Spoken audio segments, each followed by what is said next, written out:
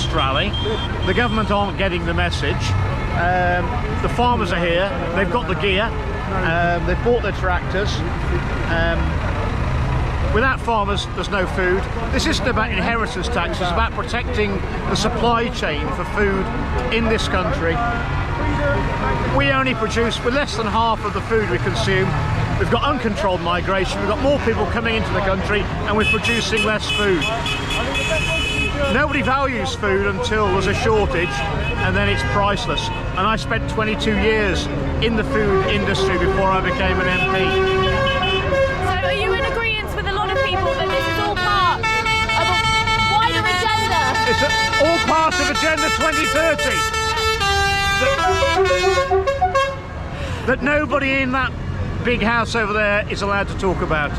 They're all supporting it, but they're not allowed to talk about Agenda 2030, the World Economic Forum. Not long after their mate Bill Gates visited as well. Mysteriously, I mean, he was the first one to invest in vaccines just before the pandemic. Now he's the biggest landowner of agricultural land in America. I think he knows something. Yeah, 100%. Wow. We all know that Uncle Bill Gates would never do us any wrong, would he? Oh no, of course not. Of course he wouldn't. Of course not. He's only got your best interest at heart. Do you think that the inheritance tax, or the death tax as Willsey likes to call it, should be abolished overall? Absolutely. Money's already been taxed already, and putting it on the farmers is no more than forcing land onto the market. It's a land grab. Just as it will turn out that HS2 was never about building a railway, it was about getting land and property off people very, very cheaply, and that's exactly what's on. In all the, what's it now, 12 years since they announced, how many yards of track have been laid? None. How many properties have been bought cheap, and land? Lots, thousands and thousands and thousands. Well, isn't that just very interesting? So if you had a message directly to Starmer or the Labour government, what would that be? Or to Bill Gates even? Well, first of all, this new Labour government, it picked to the baton up where the Conservatives have finished.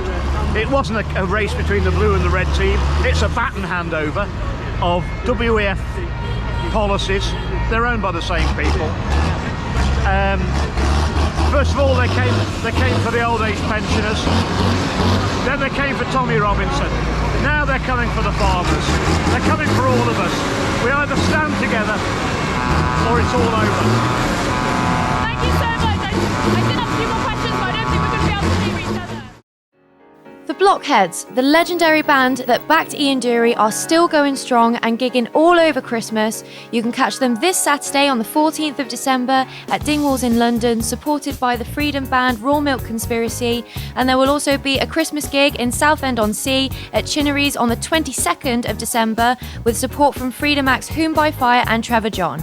For tickets and more information, including merchandise, please go to theblockheads.com.